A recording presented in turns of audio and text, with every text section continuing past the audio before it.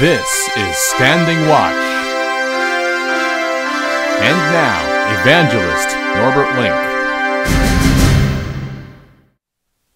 Greetings everyone, and welcome back to our Standing Watch program.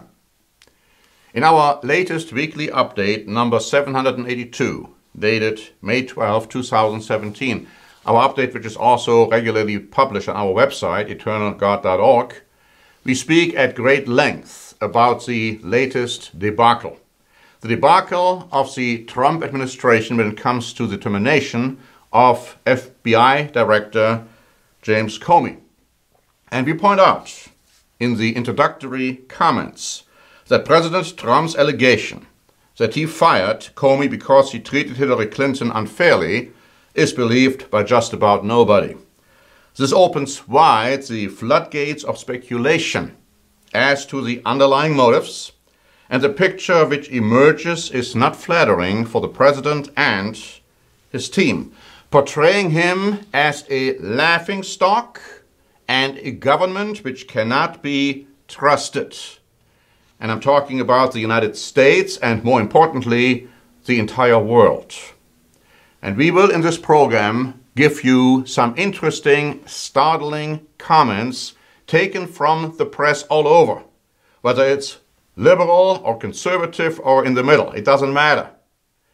And I also will show you in this program today why all of that is extremely important in the light of biblical prophecy. Because most have no clue that what we are experiencing today, and this latest debacle is just one example, is setting in motion end-time events leading to the return of Jesus Christ. And before I go on, we have prepared two booklets, The Fall and Rise of Britain and America, and also Biblical Prophecy. And these two booklets go into some of these things which I'm going to discuss with you today, and I will again talk about them at the end of this program. First, let me give you some excerpts from the press. When the news broke that Mr. Comey was fired by Mr. Trump, and let me just say, I'm not here to defend Mr. Comey. He has done a lot of things which were questionable. But the issue is, how did the termination take place, and why was it done now, and what were the explanations which were given? CNN wrote on May 9 that the legal analyst Jeffrey Tobin was not buying the idea that Comey was sacked over the Clinton investigation, saying it was absurd. Tobin branded the move a grotesque abuse of power by the President of the United States. This is a kind of thing that goes on in non-democracies, he said, referring to the fact that Comey was dismissed while leading an investigation that reaches near the President. We do not fire FBI directors when they are closing in on the White House. And that statement, of course, was quoted all over the world. And many news magazines and papers and internet articles echo this concern. The editorial board of the New York Times wrote on May 9, by firing the FBI Director James Comey late Tuesday afternoon, President Trump has cast grave doubt on the viability of any further investigation into what could be one of the biggest political scandals in the country's history. The explanation, in other words, that he fired Mr. Comey because of the way that he treated Mrs. Clinton unkindly, that explanation is impossible to take at face value. Certainly that's not the reason Mr. Trump fired him. Mr. Comey was fired because he was leading an active investigation that could bring down a president. And then they go on to say that the obvious historical parallel to Mr. Trump's action was a so-called Saturday Night Massacre in October 1973, when President Richard Nixon ordered the firing of the special prosecutor investigating Watergate. But then they conclude that now the country has reached an even more perilous moment. And they are not alone. They are not alone in this assessment. The Week wrote on May 10, Trump reportedly told Sessions, the Attorney General, to start looking for a pretext to fire Comey last week. The real reason is almost certainly Trump's desire to stop the FBI's investigation into Russia's attempts to influence the election. Trump has sent a message. Now that's the perspective which is being given now, the week being a British paper. Trump has sent a message about what will happen to anyone who threatens to stand up to him. It is hard to imagine this ending well. The Hill wrote on May 10.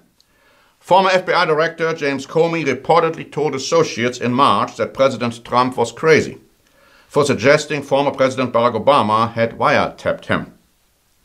Comey also called the president outside the realm of normal, according to a report from the New York Times on Wednesday. The Times said that in return, Trump was furious when Comey published or publicly refused to back his claims that he was wiretapped during the 2016 campaign before the House Intelligence Committee in March. So here's another possible reason for the termination of Mr. Comey, because crossing Mr. Trump doesn't end well. Deutsche Welle, talking about some German papers now. Deutsche Welle wrote on May 9, the move has set off shockwaves in Washington amid concerns of a cover-up.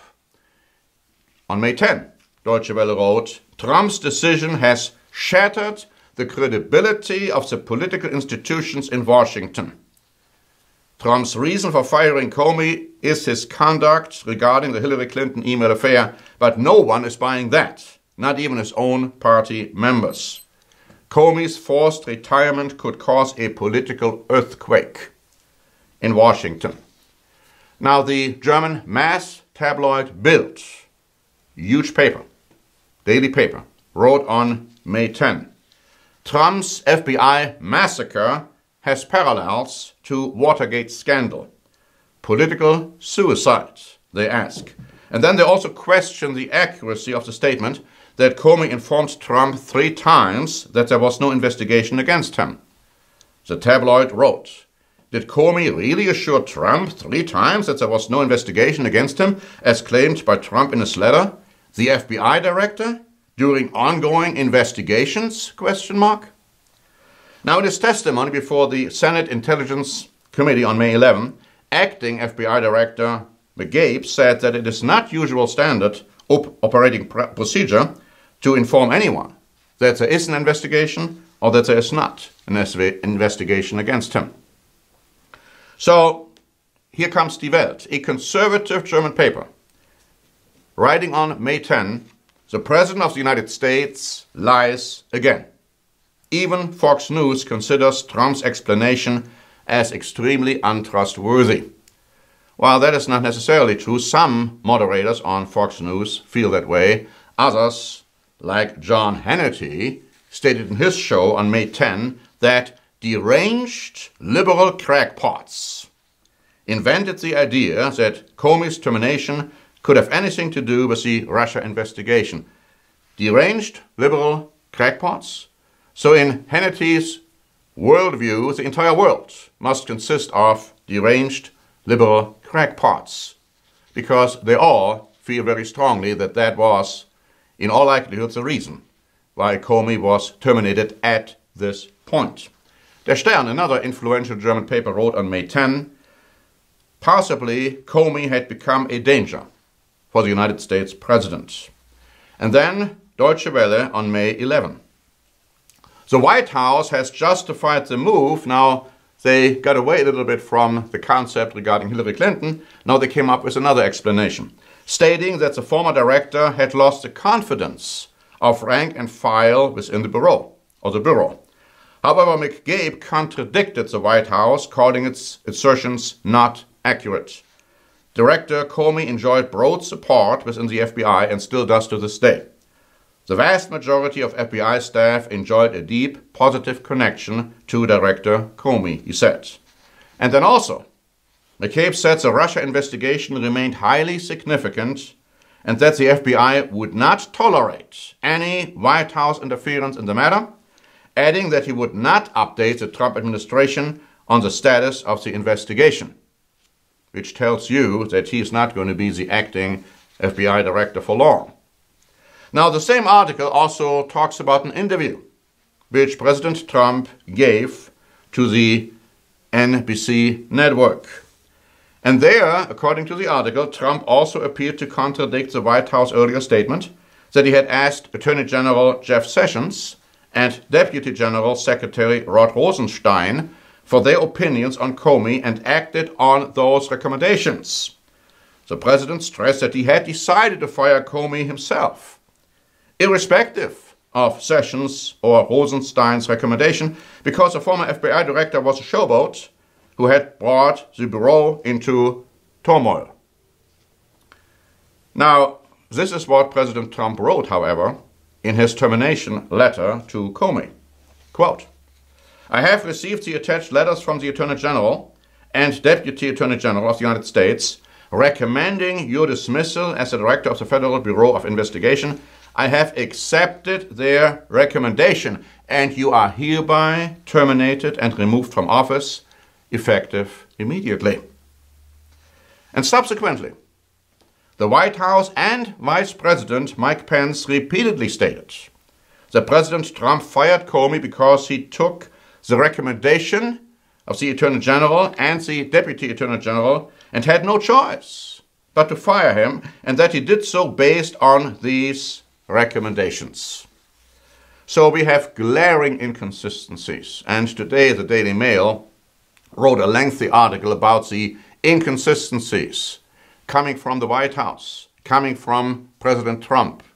And you cannot in any way say that they are not inconsistencies. Well, the story doesn't end here. President Trump wrote on Twitter last night, "James Comey better hope that there are no tapes of our conversations before he starts leaking to the press." Obviously, he is quite concerned that that might happen.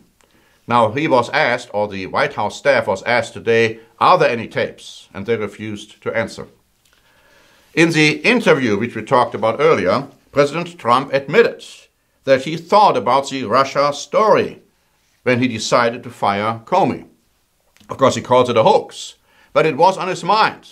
And this again seems to show that he felt there was a need to fire Comey because of the investigation. And even in his termination letter, he pointed out that Comey told him 3 times that he was not under investigation. Why would he say that if it had nothing to do with terminating him?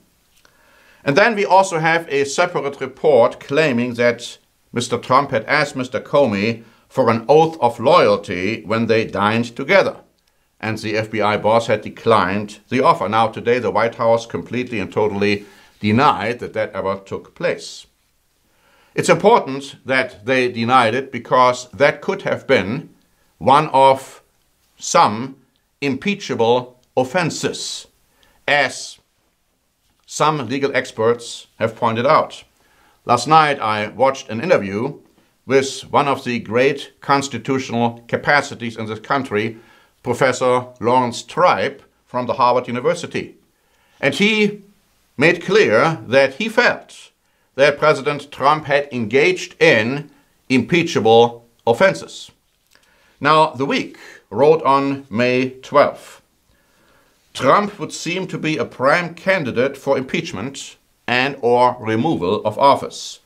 If not under Article 2, Section 4, which talks about obstruction of justice, then using Section 4 of the 25th Amendment, which provides a means of removing a president on grounds of impairment, quote, unable to discharge the powers and duties of his office. The article goes on to say, when Nixon faced impeachment, Democrats controlled both houses of Congress. But things are profoundly different now. The two parties are more polarized than at any time since the Civil War. The president's own party controls both houses of Congress, and the vast majority of Republican voters support the president. The article goes on to say, removing a president from office under Article 2 requires a 2/3 vote of the Senate, while the 25th Amendment requires a 2/3 vote of both the House and the Senate. And they say it's hard to imagine that that will ever take place. Now, so far, the reports in the press, which are not very flattering. They picture a White House, they picture a United States government which is completely detached from reality, which is struggling to create some explanations to do away with the debacle caused by the president himself at this time. What about impeachment? What about the concept that President Trump will resign prior to the end of his tenure? What about even the concept that some will try to perhaps even successfully assassinate him? Well, let me just tell you that none of that is going to happen. Mr. Trump will end his tenure, and he might even be re-elected for another 4 years. How can I say this?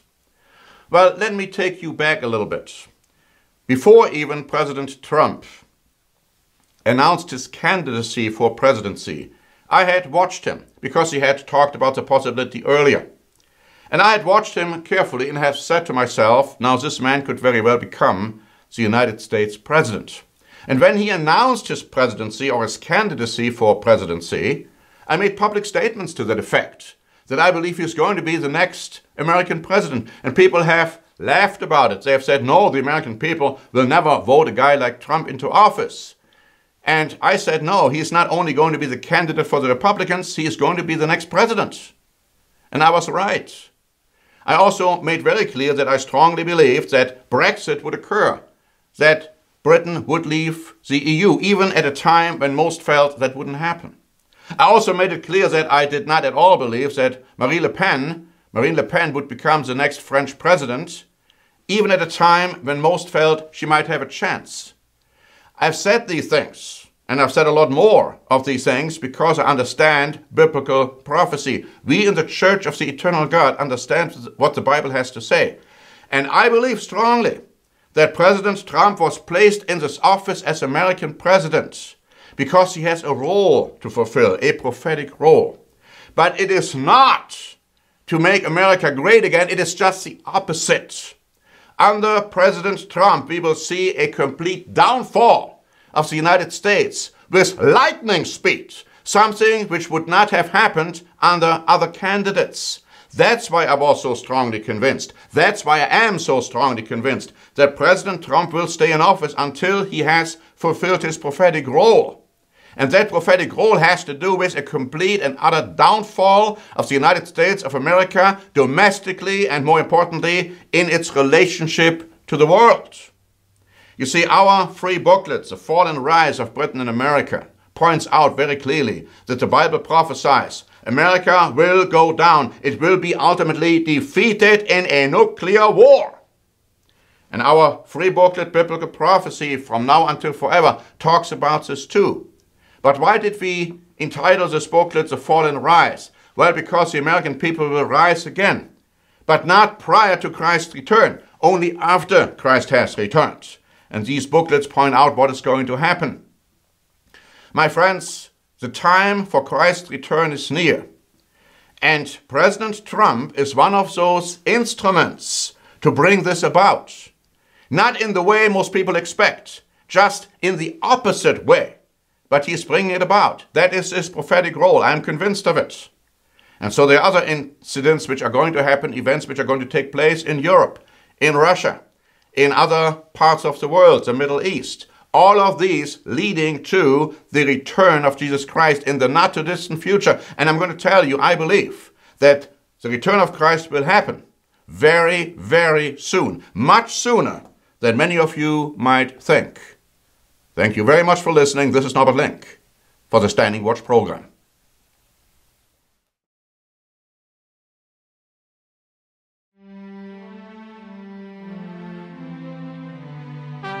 Standing Watch is a presentation by the Church of the Eternal God, P.O. Box 270519, San Diego, California 92198. More information is also available at our website, eternalgod.org.